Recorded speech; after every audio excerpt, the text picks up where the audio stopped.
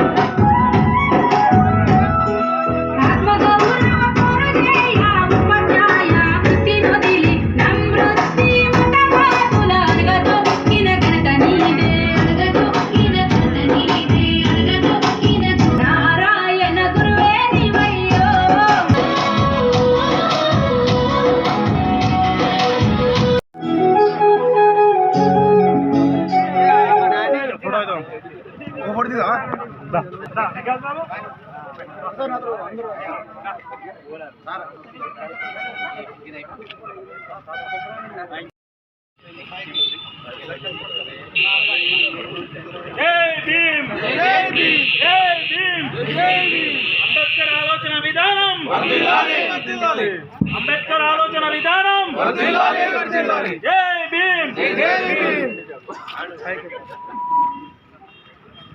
ఇంకా ఎవరు అన్యతగా భావించకుండా ఇప్పుడే వచ్చినటువంటి నాయకులు ఎవరైనా సరే అంబేద్కర్ విగ్రహం గారికి పూలమాల అలంకరించవలసిందాం.